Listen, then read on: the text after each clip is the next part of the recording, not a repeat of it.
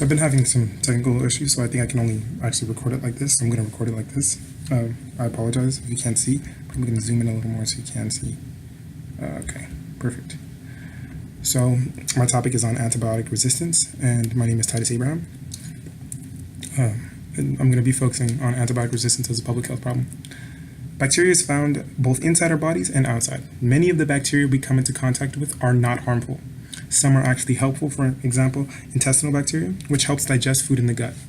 For the harmful bacteria, we have drugs that are meant to fight these infections, referred to as antibiotic, meaning a natural compound, or antimicrobial, which means either a natural or synthetic compound. The actual public health problem is when antibiotics enable bacteria to become resistant to the effects of future antibiotic use.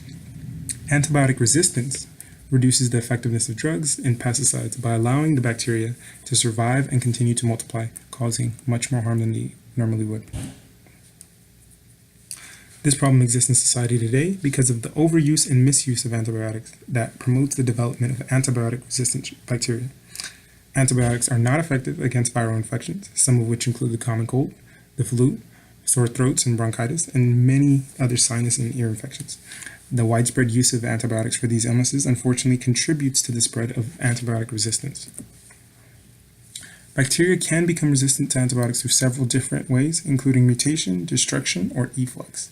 Mutation being when spontaneous mutations occur in specific areas of the genetic code while the body is encoding these enzymes, causing antimicrobial drugs to be unable to efficiently bind and create the effect it needs to, making the drug effectively useless. Destruction being when a bacteria either chemically destroys or deactivates the drug. And finally, efflux being when bacteria actively prevents the effects of the drug from happening. This has been known to occur in both clinical and factory settings, with a large percentage of which being produced in the clinical setting because of misprescriptions. For example, the CDC has reported that up to 50% of cases in which an antibiotic is prescribed, they're prescribed for something such as a viral infection where it's almost completely ineffective, such as the colds and bronchitis and the sinus and ear infections I mentioned before.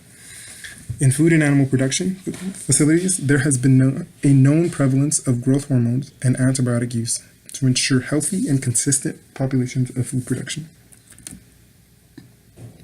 Since discovered, antibiotic resistance has made illnesses that were once manageable with antibiotics much more expensive, dangerous, and difficult to treat.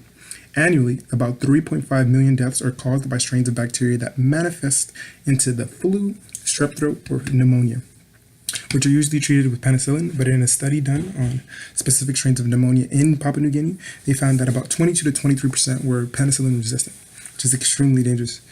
It's about a fourth. It's insane. The need to disseminate antibiotics has come from worldwide efforts to increase lifespan in terms of age for humans and food longevity in terms of animals and plants for mass production. Strategies that have been implemented to improve the spread of this problem include tracking resistant strains of viruses and bacteria by the CDC, as well as improving antibiotic prescribing and use to the general public. Campaigns to increase information not only to the people who are prescribed the drugs, but also the practitioners who decide to prescribe the drugs. While antimicrobial resistance hasn't been solved for any bacteria yet to date because of its relatively recent discovery and its constant battle with current science and medicine. However, many restrictions and guidelines have been put into play to prevent further cases of antibiotic-resistant bacteria, including taking prescribed medications exactly as told by medical professionals, and to create, we could create functioning campaigns for recycling medicine. For example, giving them incentives to give in their old medicine so they can get some type of new medicine or a percentage off of their next prescription. But, we can also emphasize the point to never save antibiotics for the next time you get sick because it may not be as effective or it may progressively make it ineffective. Smart use of antibiotics, it's key to controlling the spread of resistance, and that's what can be done to prevent the recurrence of this antibiotic resistance. But it must start with informing the general public. Information about the prevalence of antibiotic resistance needs to be broadcast to the general public much more regularly than it has been. It needs to be something more like the smoking commercials that we see every day on TV. It needs to be something that's like maybe at least 2 to 4 times a day you see one commercial that tells you that you shouldn't be taking drugs that are either ineffective or you're just not for your disease. And to really prevent the spread of this, we need to We need to take a greater look at why medicine is prescribed and in what context they are to see whether we are truly doing what we can to help people or simply trying to get them out of the door in medical situations. Thank you. This is my reference page also. It's pretty tight. Bye.